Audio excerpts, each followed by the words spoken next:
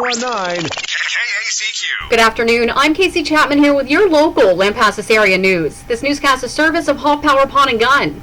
It was an active day for LPD yesterday. Officers started off in the early morning hours tracking down a prowler reported in the 600 block of Old Georgetown and was sent out on a suspicious person call in the 200 block of North Key. Another vehicle burglary was reported, this time in the 900 block of Gamble.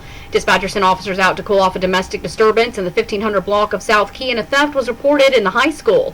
Around the lunch hour, LPD, fire, and EMS were all dispatched out on a wreck in the 400 block of South Key, sending one to the ER. Officers worked a fraud case in the 800 block of North Key, and dispatchers had them report of a harassment complaint in the 700 block of East Avenue J.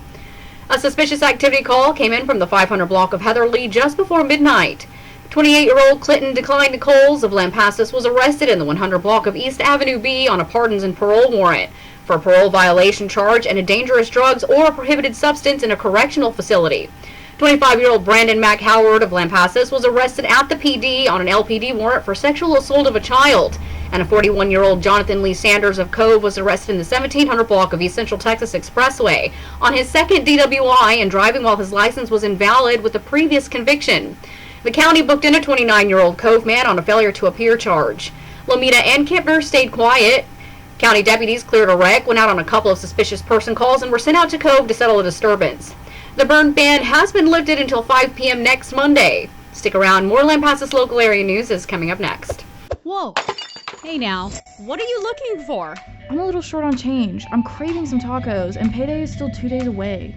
Well, you have all of this stuff sitting around here that you're not using right now, so why not take it up to Hoffy's Pawn and Gun and burn it and have some money to tide you over? And I also see you have stuff that you haven't used in a long time that you could just go sell, like this guitar that you were going to learn to play years ago. Hey, that's not a bad idea. I think I'll do just that. Tacos, here I come.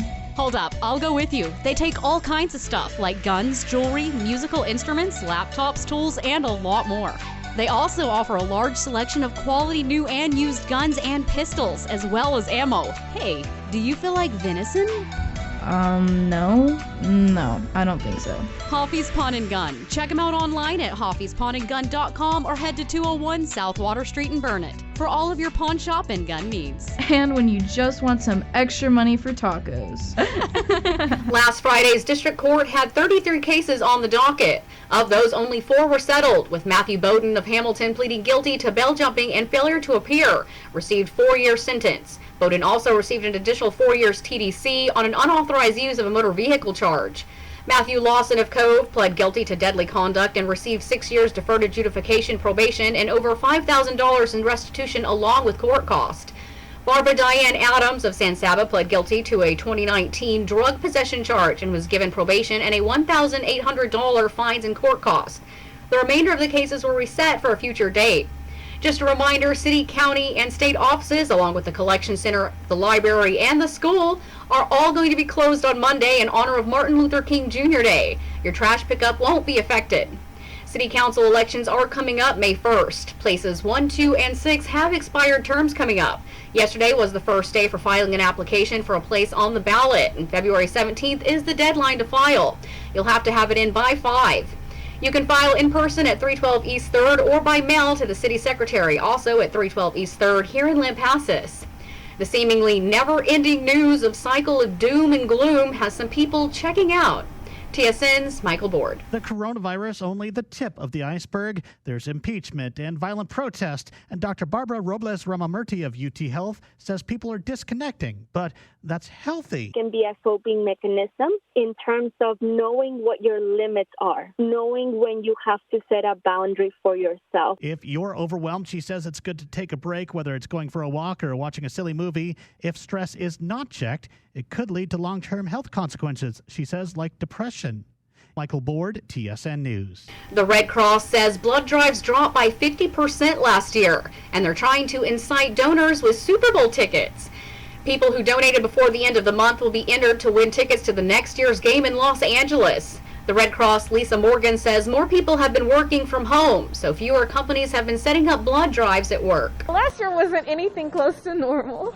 So last year what we experienced was across the country and here locally, over 50% of our blood drives were canceled because of the pandemic.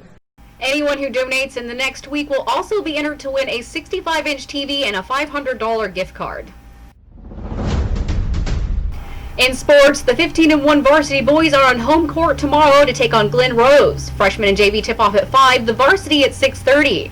Lady Badgers try to improve their record tomorrow when they hit the road to take on Glen Rose. They're now 16-5 overall and 0-3 in district after losing to Stephenville on Tuesday. Daryl and his crew will bring you the game live on KCYL with the 6 o'clock tip-off.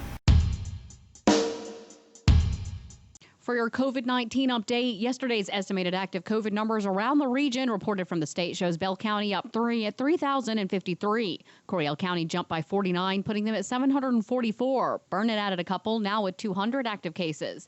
Mills down 9 with 47, San Saba down by 5 with 60, and Hamilton revised their numbers down by 33, now showing 51 active cases. Here locally, as of last night, Lampasas County was reporting 98 active cases. That's a 29-case hike since Tuesday, putting the number of total cases at 1,167. 10 remain hospitalized, with 2 of those on ventilators, and the fatality stands at 15. And 1,054 county residents have recovered from the virus so far. Thank you to our viewers. We'll see you again tomorrow. I'm Casey Chapman here with your local Lampasas area news. 1019 KACQ.